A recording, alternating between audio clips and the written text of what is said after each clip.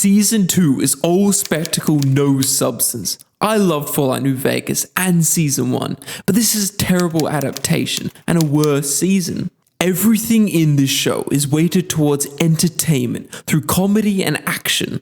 Every faction and person is an over-the-top caricature played for laughs. Flea soup eating wastelanders, Elvis Presley zombies to shoot at whilst on drugs, Elon Musk, evil Roman cosplayers. This overrides the real substance these factions had in the many serious, depressing moments Fallout has, with humour sprinkled in.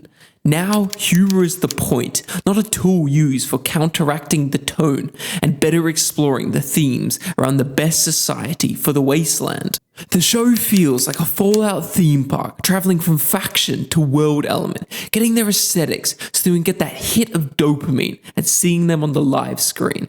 But it's all aesthetics, never is their base substance explored, let alone expanded upon. They lean instead on over-the-top gore and constant fan service, but this just adapts the Fallout aesthetics, not its substance. The factions in the show don't present anything that directly contradicts the game, but it presents all the bad elements, even making up new elements, whilst never showing their positives. These events happen in the future, so anything can happen. There could be no one-to-one comparisons with the adaptation, because factions have changed over time. But these writers decided what should be changed, and they chose to simplify all factions to caricatures without substance, just wacky aesthetics to play for laughs. While you can't say it's categorically impossible for the faction to end up this way, it certainly goes against the spirit of New Vegas and everything it stands for. And I would call that a bad adaptation of the creator's will and the player's enjoyment. House's caricature is greedy, weird capitalist bourgeoisie used as a parody of the concept. Now, he likes to get hit in the mouth by big, burly men and political conversations face to face in bathrooms. They're trying to make him Elon Musk, being a greedy capitalist using brain-machine interface to mind control the worker for his bloody, unthinking ends. This contradicts his authoritarian rule of New Vegas that gave absolute freedoms for individuals' lives, being firmly against slavery, and his stated purpose of creating a scientific renaissance in the wasteland for the betterment of humanity from simple, unthinking, emotional animals. These are missing, leaving only his arrogance and need for control, without the point behind these emotions. And then there's the Legion, whose purpose in the show is to act as an absolute evil, testing Lucy's objective morality to show how subjective morality based on cultures and traditions has a line that can be crossed, thus uses a lure for Hank's brain-machine interface personality rewrite.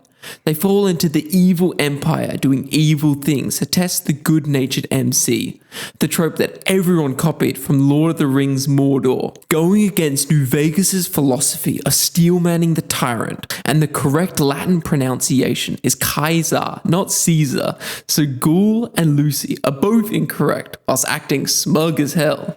The Legion is embroiled in a civil war over who's the successor, all for the piece of paper in Caesar's pocket. The concept of a civil war with a litany of highly trained military commanders and the disillusionment of Legion ideals after indoctrination are both logical, but the paper isn't. The Legion had a whole succession plan lined up, starting with Lennius taking over, who can't die before Caesar in any of the major endings. Intel we had back in the NCR said they had a whole succession lined up. They'll replace him as soon as word gets out. Legate Lanius will take Caesar's place at the head of the Legion. If Caesar is just a megalomaniac, he would want his legacy to live on, proving his statecraft is a success, thus so is he. To assert the Legion dies with him, contradicting the game, would require him to believe no one else understood the philosophical purpose behind the Legion, thus back out on the basis of morality.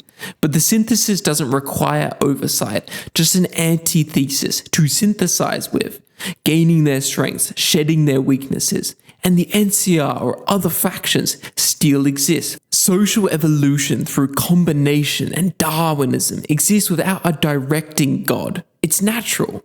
The NCR get heralded as the good guys. They get to collapse because of a nuke instead of the nation's own failings, saving them from key issues of expansionism, infighting, corruption, bureaucratic red tape.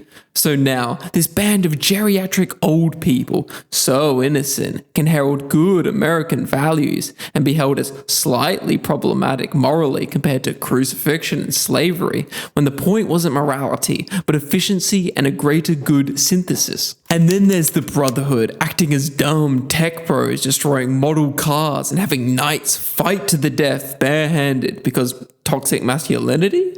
But don't worry, it's just a bad chapter. But a bad adaptation doesn't necessarily mean a bad piece of media, as it's a different format for a reason, and the original still exists. But this is creating future lore, and it's a bad sign for the commitment of the writers, and makes you question, is this just a name cash grab? The season has many great moments of spectacle, crazy action and comedy that are very entertaining for their compartment.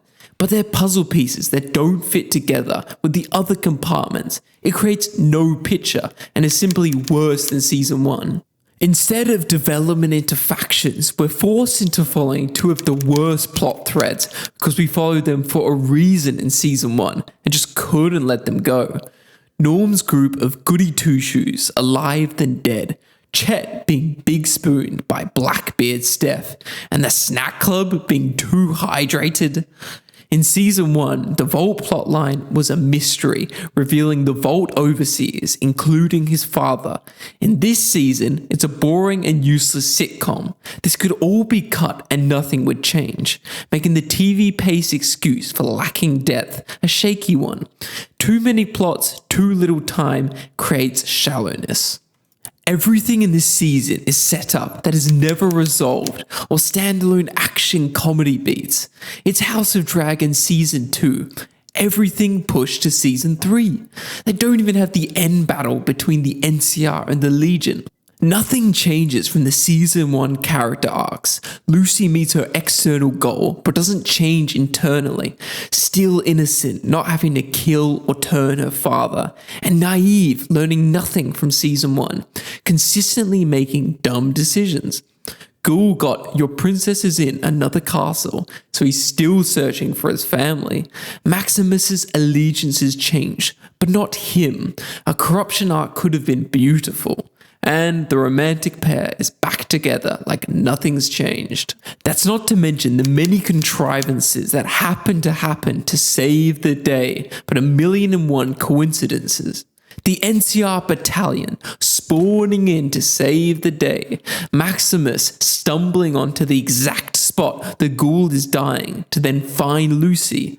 No character gets themselves out of danger, just miraculously saved by an external party.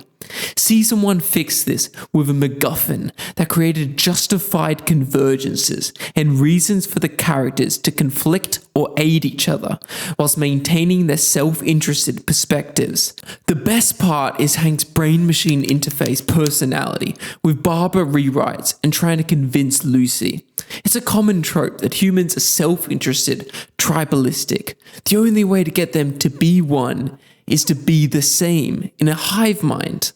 This ends factions and violence, but also ends the person's personality themselves. This is helpful for the external individual, benefiting from their enslavement, but not for the person replaced.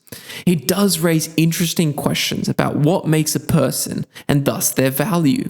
Are the Barbara replaced humans lesser, even greater than those of the Legion mass murderers they replace? If so, what part? If we can't answer this question, it proves that humans have no intrinsic value in themselves, only the instrumental value others give to them from their rational and emotionally biased minds. Hopefully Season 3 learns its lessons, abandoning useless plot lines as less is more, to focus on substantive changes of characters, and to explore the world and its themes. But this season wasn't a great sign for the future, because video game adaptations never change. Thanks for consuming my words in your brain case. If your neurotransmitters were elevated, consider paying tribute with a like, comment, subscribe. I'll be watching you outside your window. Until next time.